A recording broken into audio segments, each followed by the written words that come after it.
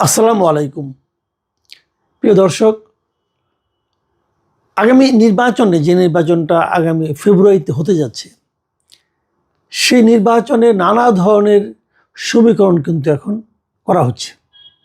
এবং আমি এর আগেও বলেছিলাম যে আগামী নির্বাচনে আপনারা দেখবেন যে পার্টিটা খুব একটা আলোচনায় নেই, নিজেরাও খুব একটা আলোচনা করছেন না, চুপচাপ আছেন, সেই জাতীয় পার্টি আগামী নির্বাচনে একটা গুরুত্বপূর্ণ ভূমিকা পালন করবে।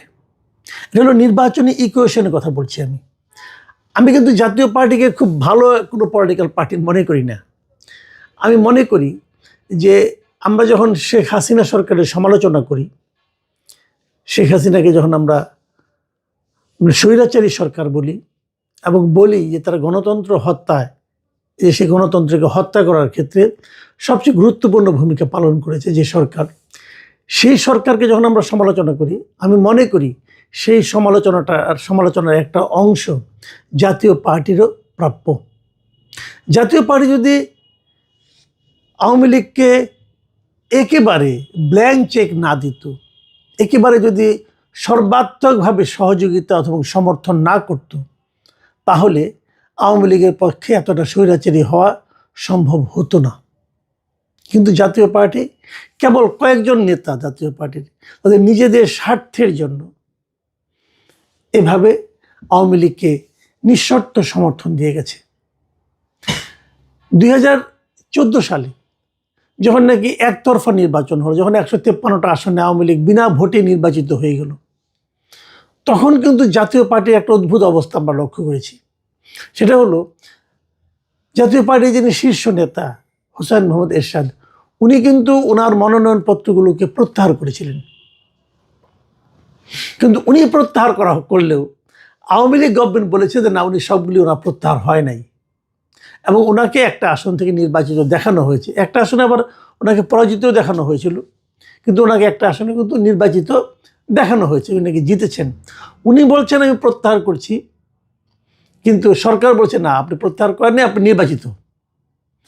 সেই সময়ে কিন্তু জাতীয় পার্টি একটা ভালো ভূমিকা রাখতে পারত, কিন্তু আমরা যতটুকু বুঝি এটা এরশাদ সাহেব পারেন নাই। বেসিক্যালি ওনার স্ত্রী বেগম রওশন এরশাদের একগুঁয়েমিপনা এবং তার ব্যক্তিগত লোভের কারণে জাতীয় পার্টির কিছু নেতা তখন রওশন এরশাদের উপর ভর করেছিল এবং তারা বুঝিয়েছে যে আপনি এটা সরকারের সঙ্গে নেগোসিয়েশন করেন, এবং উনি সরকারের সঙ্গে নেগোসিয়েশন করেছেন এবং নেগোসিয়েশন করার কারণে এরশাদ সাহেবের কোনো উপায় ছিল না, যে তা না হলে পার্টি নিয়ে ওরাই চলে যেত।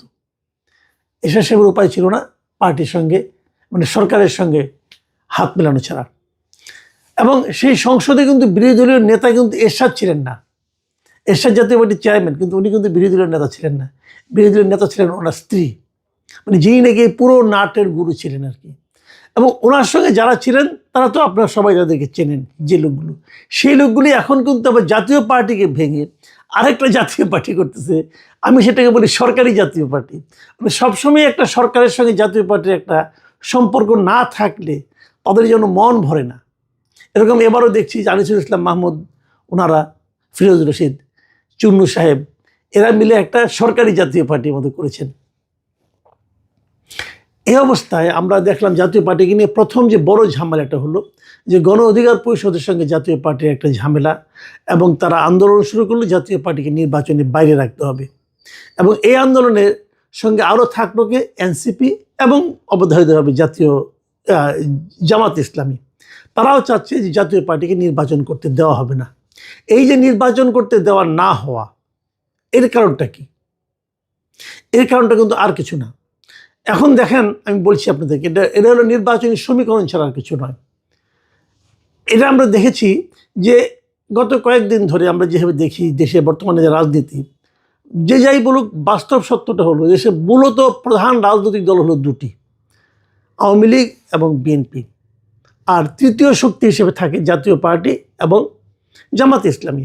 এরা ভারসাম্য রক্ষা করে, এরা যেদিকে যায় সেদিকটা, যেদিকটা যায় ওই দিকটা ভারী হয়ে যায়, ওরা নির্বাচনে ক্ষমতায় যায়। আমরা 1991 সাল থেকে কিন্তু এই দৃশ্যই দেখে আসছি। এবার আওয়ামী লীগ নাই, তাহলে আওয়ামী লীগের ভোটগুলি কোথায় যাবে? মানে আওয়ামী লীগের কিন্তু অনেক ভোট, এখন বিএনপি আওয়ামী লীগ সরকারের পতনের পর থেকেই একদম প্রত্যন্ত অঞ্চলে বিভিন্ন আওয়ামী লীগের স্থানীয় নেতাকর্মীদের বিরুদ্ধে নানা ধরনের টর্চার, অত্যাচার, চাঁদাবাজি এগুলি করার মাধ্যমে কিন্তু আওয়ামী লীগের প্রান্তিক পর্যায়ে যত নেতাকর্মী আছে এবং যত সমর্থক আছে তাদের কাছে কিন্তু চক্ষুশূল হয়ে গেছে বিএনপি। তারা বিএনপিকে পছন্দ করে না ভাই, আমি নিজে অনেক জায়গায় খবর নিয়ে দেখেছি, তারা করে না।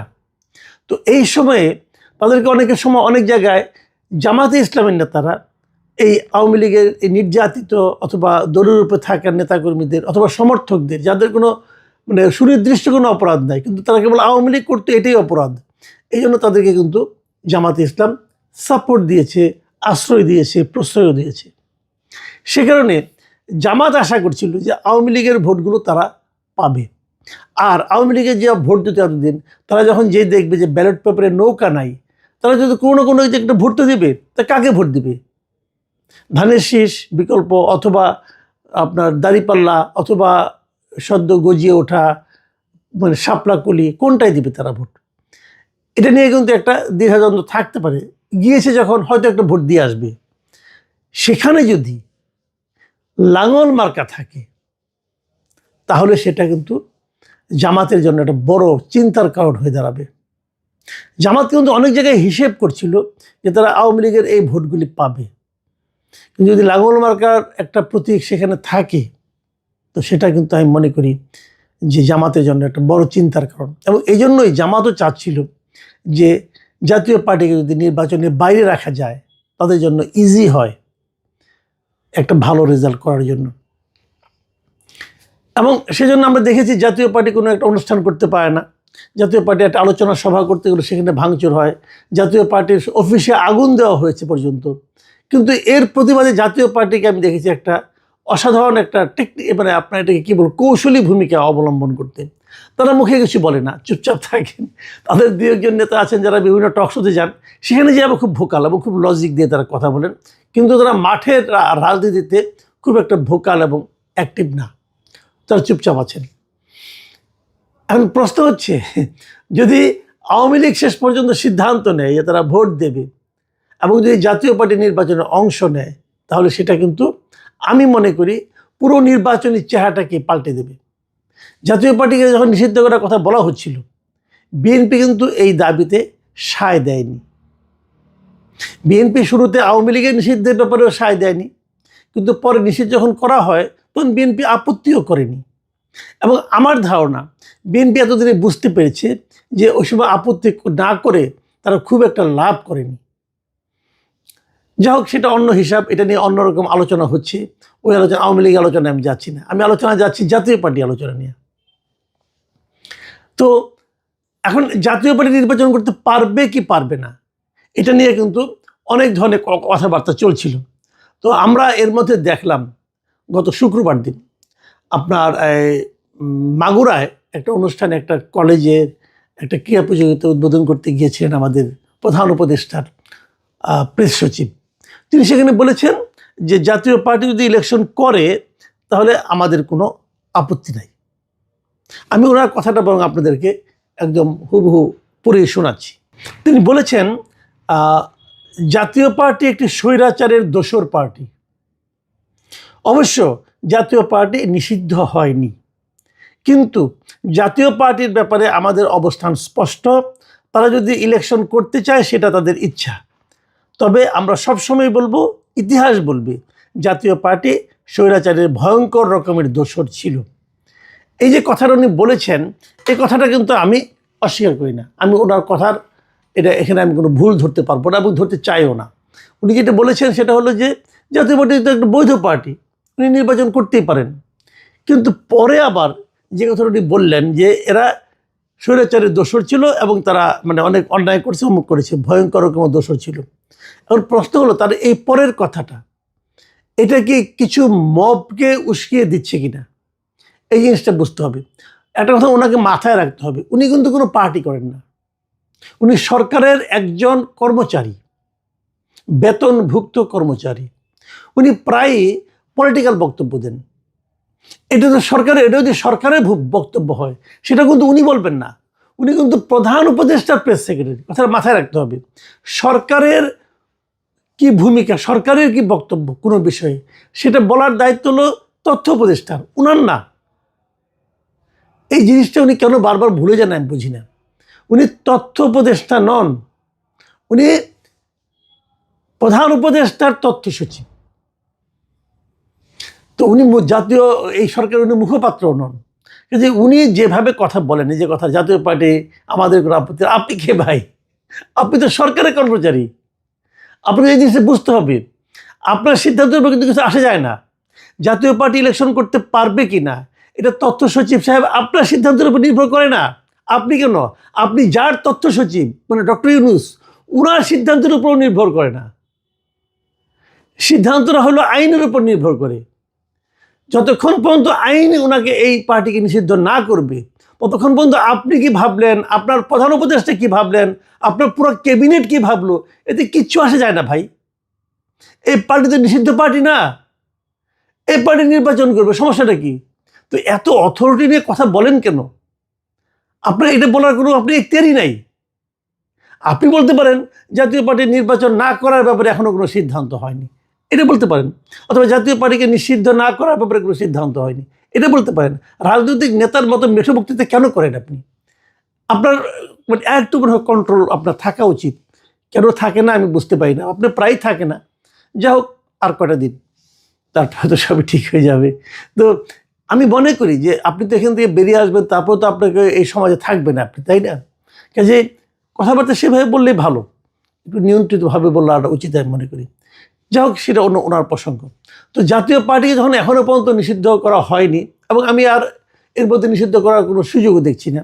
তফসিল ঘোষণা করার পর তারপর সুযোগটা তো অফিসিয়ালি আর থাকবে না। সেক্ষেত্রে জাতীয় পার্টি নির্বাচন করতেছে, এবং আমি মনে করি জাতীয় পার্টি নির্বাচন করলে সেটা বিএনপির জন্য খুব একটা পজিটিভ ফল নিয়ে আসবে, আমার ধারণা আর কি। কারণ বিএনপি বুঝতে পারছে যে জামাত তার ঘাড়ের উপর কীভাবে নিঃশ্বাস ফেলছে। বিএনপির এই জায়গা থেকে বের হওয়ার জন্য, এই মানে আপনার এই যে একটা ভয়ঙ্কর অবস্থা বিএনপির জন্য, এই যে একটা অস্বস্তিকর অবস্থা বিএনপির জন্য, এই জায়গা থেকে বের হওয়ার জন্য জাতীয় পার্টি তার জন্য একটা নিয়ামক হিসেবে কাজ করতে পারে। মাঝখানে একবার আমি জাতীয় পার্টির মহাসচিবকে বলতে শুনেছিলাম, উনি বলেছিলেন জাতীয় পার্টিকে টিকে রাখার দায়িত্ব বিএনপির। এটা নিয়ে অনেক সমালোচনা হয়েছিল, কিন্তু উনি সম্ভবত এইভাবে এই বিষয়টা এভাবে বিবেচনা করেই বলেছিলেন বলে আমার ধারণা। এবং এই ধারণা যদি এটা হয়, তাহলে উনি যথার্থই বলেছিলেন। তা না হলে বিএনপির জন্য সামনে কিন্তু আরও বড় সমস্যা আছে।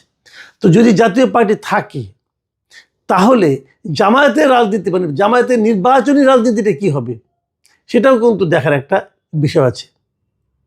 আমি মনে করি আগামী কয়েকদিন জাতীয় পার্টির অবস্থান নিয়ে আরও অনেক ঘটনা ঘটবে।